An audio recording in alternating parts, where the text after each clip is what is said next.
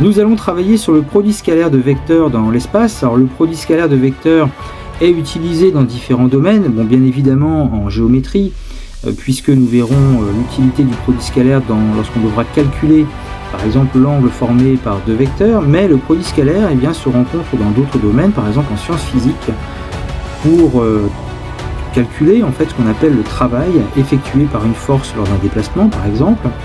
Et on peut aussi citer d'autres exemples comme l'informatique graphique où le produit scalaire sera utilisé notamment pour mesurer l'effet de la lumière par exemple sur une surface, ce qui peut être important pour le rendu 3D.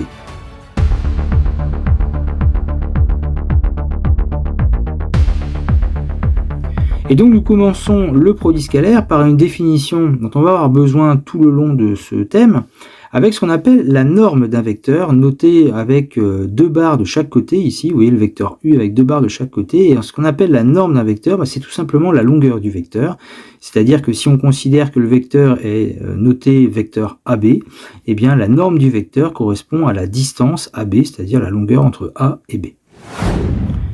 Et nous allons voir dans cette partie différentes façons déjà de calculer le produit scalaire de deux vecteurs. Alors, première possibilité, le produit scalaire va se calculer à l'aide de l'angle formé par les deux vecteurs U et V, mais pas seulement. Alors, la définition est la suivante. Si on prend deux vecteurs qui pourraient s'écrire comme dans l'illustration, le vecteur U c'est le vecteur AB, le vecteur V c'est le vecteur AC, eh bien le produit scalaire de U et de V, ou si vous préférez le produit scalaire du vecteur AB avec le vecteur AC, noté comme ceci avec un point entre les deux vecteurs, eh bien se calcule en faisant la norme du vecteur AB, si vous préférez la norme du vecteur U, fois la norme du vecteur V, et multiplié par le cosinus de l'angle formé par U et V, l'angle formé par U et V, par exemple celui-ci.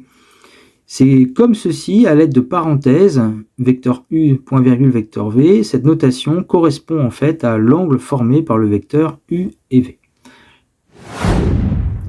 Donc comme il est question d'angle dans ce calcul du produit scalaire, eh bien on aura besoin de la mesure des angles qui pourra se faire soit en degrés, soit en radians. On préférera quand même les radians.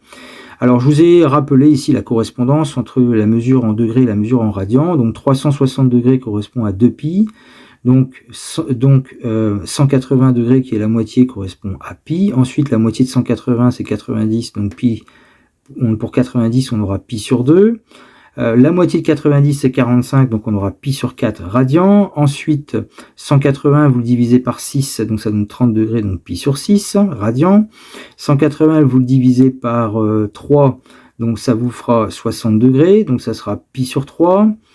Ensuite, on pourrait aussi par proportionnalité, tout ça c'est de la proportionnalité d'ailleurs, pour 120 degrés qui est le double de 60, eh bien, on obtiendra 2 pi sur 3, 150 degrés c'est 5 fois 30 degrés, donc ça sera 5 pi sur 6, et 270 c'est 3 fois 90, donc ça fera 3 pi sur 2.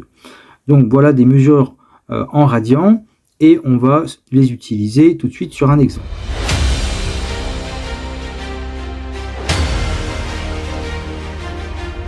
Donc nous allons illustrer cette formule sur le produit scalaire dans l'exemple suivant où vous avez un cube de côté 5 cm et on va calculer le produit scalaire du vecteur AB avec le vecteur AF. Donc la formule nous dit que ce produit scalaire noté AB, donc point vecteur AF, eh bien, est égal à la norme du vecteur AB fois la norme du vecteur AF fois le cosinus de l'angle formé par les vecteurs AB et AF. Donc l'angle formé par les vecteurs AB et AF, vous l'avez ici.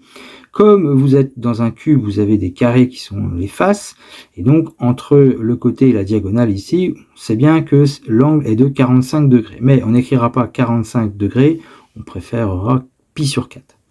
Ensuite, la longueur AB, comme AB est un côté ou une arête du cube, AB vaut 5. Maintenant, AF étant une diagonale, on va calculer sa longueur à l'aide du théorème du Pythagore dans le triangle ABF, donc on sait que la longueur AF au carré est égale à AB au carré plus BF au carré, ce qui fait que AF au carré est égal à 5 au carré plus 5 au carré, donc AF au carré est égal à 50, donc AF c'est racine carrée de 50, et racine carrée de 50 ça vaut 5 racines de 2. Alors pourquoi 5 racines de 2? Parce que 50 c'est 25 fois 2, formule sur les racines carrées, racine carrée de 25 fois 2 c'est racine carrée de 25 fois racine carrée de 2, et donc ça fait bien 5 racines de 2. Donc, dans le calcul, on aura 5 fois 5 racines de 2 fois le cosinus de pi sur 4. Et le cosinus de pi sur 4, il vaut racine de 2 sur 2. Donc quand on fait le calcul, racine de 2 fois racine de 2, ça fait 2. 2 divisé par 2, ça fait 1, donc ça fera 25.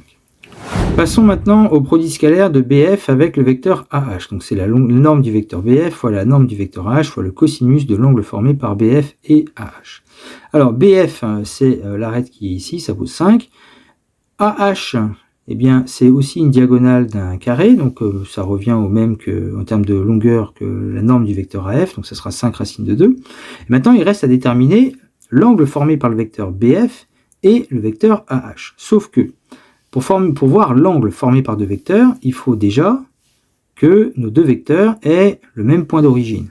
Alors là, sur la figure, ils n'ont pas le même point d'origine, mais finalement, pour avoir l'angle formé par ces deux vecteurs, eh bien, on construit, et c'est ce que j'ai fait ici, j'ai construit un représentant du vecteur AH, et donc l'angle formé par ces deux vecteurs, eh bien, c'est l'angle, par exemple, qui est ici. Or, comme vous êtes dans un cube et que les faces sont des carrés, eh bien vous savez que vous avez 45 degrés ici, c'est-à-dire encore pi sur 4. Donc on va avoir le même calcul que précédemment, à savoir 5 fois 5 racine de 2 fois cosinus pi sur 4, on obtiendra 25. Nous poursuivons avec le produit scalaire de AI avec JG. Eh bien, ce produit scalaire va se calculer de la manière suivante. Alors déjà, I, c'est le milieu de AB, J, c'est le milieu de AG. Donc voilà, I et J. Donc, ce produit scalaire est égal à la norme du vecteur AI fois la norme du vecteur JG fois le cosinus de l'angle formé par AI et JG. Alors, puisque I est au milieu de AB, la norme du vecteur AI, c'est 5,5.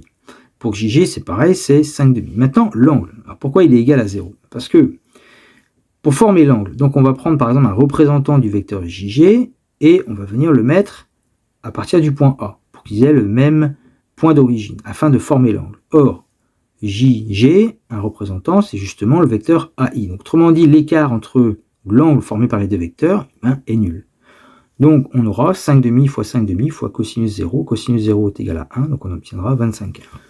Calculons JH scalaire IB. Donc, c'est la norme de JH fois la norme de IB fois le cosinus de l'angle formé par JH et IB. La norme de JH, c'est 5,5. La norme de IB, c'est 5,5. Toujours pareil, puisque I et J sont les milieux de AB et de GH. Maintenant, l'angle formé par ces deux vecteurs. Comme précédemment, on va construire un représentant, par exemple, du vecteur JH. On va venir le coller à partir du point I pour qu'ils aient le même point d'origine afin de créer l'angle. Et l'angle formé par les deux vecteurs, vous avez ce vecteur-là et le vecteur qui est là. L'angle qui est ici, c'est un angle plat. Donc, on pourrait dire 180 degrés. On dira plutôt pi en radian. Donc, on aura 5,5 fois 5,5 fois cosinus pi, mais cosinus pi est égal à moins 1, donc on obtiendra moins 25 quarts. Et enfin, comme dernier exemple, nous allons calculer le produit scalaire de AB avec le vecteur FG. Le vecteur AB, vous l'avez ici, le vecteur FG, vous l'avez là.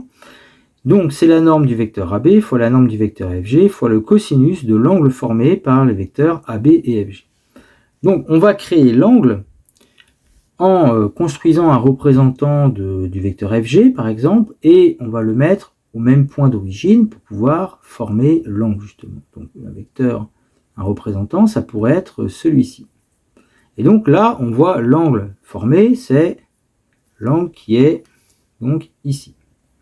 Et comme les faces sont des carrés, mais vous savez que l'angle ici, c'est un angle droit, donc 90 degrés. Donc on ne mettra pas 90 degrés, on pourrait faire pi sur 2. Donc ça fait 5 fois 5 fois cosinus pi sur 2, mais cosinus pi sur 2, ça vaut 0. Donc le produit scalaire de AB avec FG est égal à 0.